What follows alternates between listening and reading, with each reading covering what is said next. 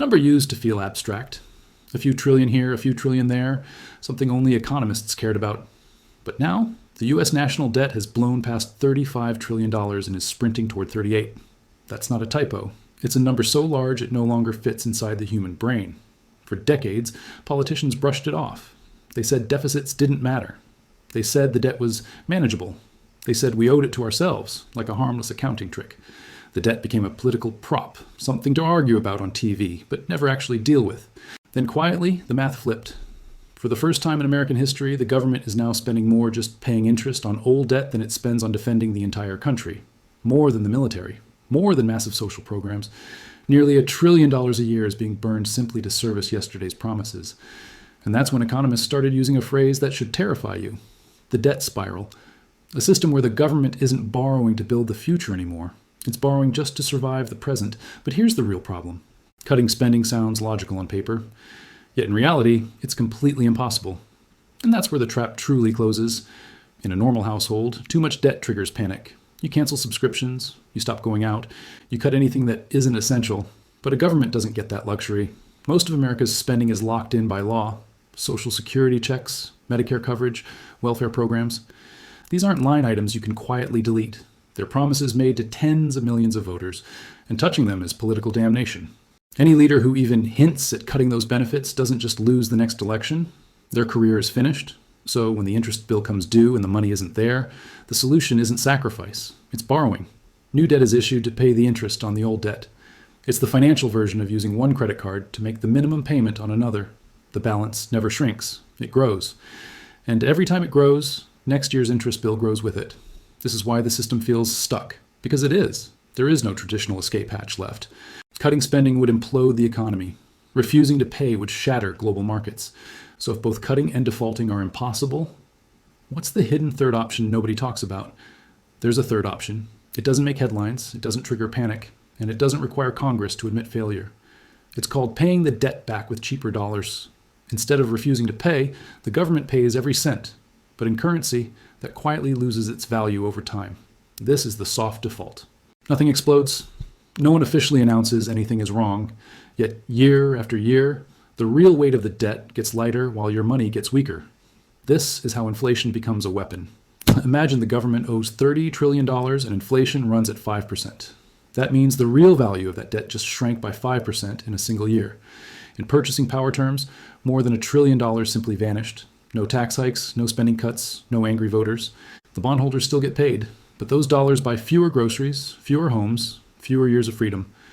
Economists have a polite name for this process. They call it financial repression.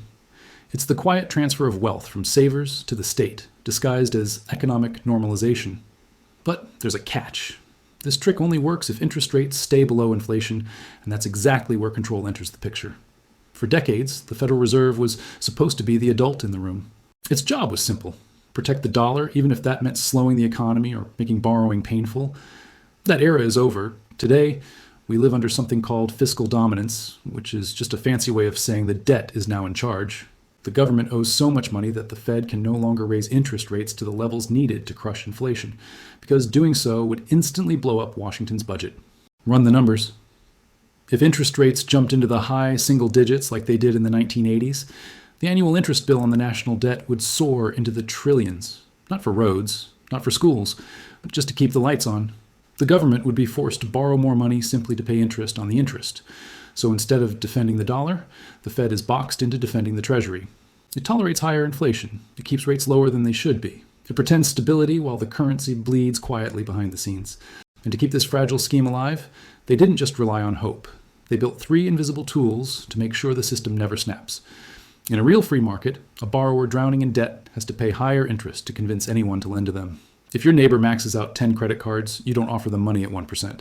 You demand a premium for the risk. But the US government doesn't get charged a risk premium. Not because it's safe, but because the system has been rigged with something called captive buyers. Through layers of banking regulations, financial institutions are legally required to hold US Treasury bonds. Banks, insurance companies, pension funds. They aren't encouraged to buy this debt. They're forced to. Regulators label treasuries as high-quality liquid assets, which means institutions must stockpile them just to stay in business. It doesn't matter if those bonds pay almost nothing. It doesn't matter if inflation is quietly destroying their value. Your retirement fund keeps buying them anyway, because not buying them would be illegal. This creates artificial demand. It holds interest rates down. It makes reckless borrowing look responsible. Your pension isn't choosing to fund Washington. It's being compelled. But controlling buyers wasn't enough to make the illusion last, so they went one step further and started bending the numbers themselves. If your paycheck feels weaker every year, but the official numbers insist inflation is cooling, you're not crazy. The metric that decides how much the government pays on benefits and debt is called the Consumer Price Index, CPI. And over the years, it hasn't just been updated, it's been quietly redesigned. One of the tricks is called substitution bias. If the price of steak explodes, the logic says you won't buy steak anymore, you'll buy hamburger. So instead of tracking the steak, the CPI tracks the cheaper substitute. On paper, your cost of living barely moves. In real life, your standard of living just fell. Then come hedonic adjustments. If a phone or car costs more than last year, the increase doesn't fully count as inflation because the product is better. More cameras, more safety features. So the price gets adjusted downward, as if quality magically paid the bill. These tweaks save the government billions. They keep benefit increases smaller. They make inflation look calmer than what people actually feel at the grocery store and gas pump. That's why the reports say one thing, while your life says another. But there's a limit to how long you can bend reality. And when even this stops working, that's when the printer steps in. When foreign countries slow their buying of U.S. debt and private investors lose interest, someone still has to step in. That someone is the Federal Reserve. Instead of letting interest rates rise naturally, the Fed creates new money and uses it to buy government bonds directly from major financial institutions. This is called quantitative easing, but the mechanics are simple. The Fed prints, Wall Street sells, and Washington keeps borrowing. The first people to touch this fresh money aren't workers or small businesses. It flows straight into the biggest banks, hedge funds, and asset managers. They get it before prices rise. They get it while stocks, housing, and tech are still cheap. So they buy. They pour trillions into real estate, equities, and startups. Asset prices surge. Headlines scream about booming markets. Meanwhile, wages barely move, and by the time the new money trickles down into everyday paychecks, rent and groceries already cost more. This is why the rich seem to glide through inflation while everyone else feels squeezed. It's not skill, it's timing. But this game can't run forever, because the final move is already being built, and it changes everything. There's been a lot of buzz online about a future version of the dollar that doesn't exist in your wallet at all. Reports claim the Federal Reserve is exploring something called a central bank digital currency, or CBDC, a fully digital form of money issued directly by the central bank. Supporters say it's about efficiency, but some experts warn it could become the most powerful financial control system ever created. With a CBDC, interest rates don't just influence banks, they hit your personal balance instantly. Instead of paying us 0% in a savings account, your digital dollars could lose 1% every month, forcing you to spend whether you want to or not. Other reports suggest programmable money, where stimulus checks come with expiration dates. Use it in 30 days, or it vanishes. This isn't science fiction. Similar systems are already being tested in China, where digital currency trials allow officials to monitor and steer how money moves through the economy. Right now, physical cash is the escape valve. If rates go negative, you can pull your money out and hold it yourself. But a fully digital dollar closes that door, and history shows this level of control isn't just a theory, it's already happened before. In 1933, the United States was drowning in economic chaos. Banks were failing. Confidence was collapsing. And the government decided it needed one thing above all else: control of the money. So President Franklin D. Roosevelt signed Executive Order 6102. Overnight, Americans were ordered to turn in their gold. Holding it was no longer just discouraged. It was illegal. Citizens were forced to hand over their coins and bars at a fixed price, under the threat of massive fines and years in prison. This isn't conspiracy, it's documented history. The government didn't ask politely because it was out of options. When systems get stretched to the breaking point, leaders don't debate philosophy. They move to preserve power. That moment wasn't about gold. It was about what governments are willing to do when survival is on the line. So if this is how the story unfolded before, who actually comes out ahead this time? And who quietly pays the price?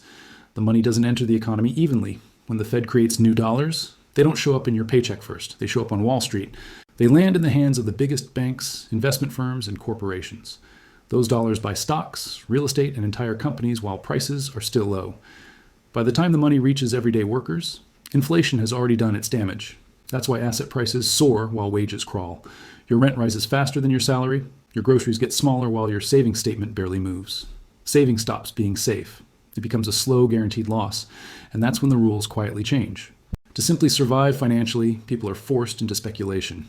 Stocks, property, crypto, not because they want risk, but because holding cash is no longer an option. The system turns the entire population into reluctant gamblers, which leads to a brutal truth about the future of money. The debt will never be paid back in real terms. There won't be a press conference admitting defeat. There won't be a national apology. It will happen slowly, politely, hidden inside policy documents and inflation charts. A quiet, bureaucratic default where the numbers look stable, but the purchasing power disappears. One day, you'll realize your savings didn't vanish. They just don't buy the life they were supposed to.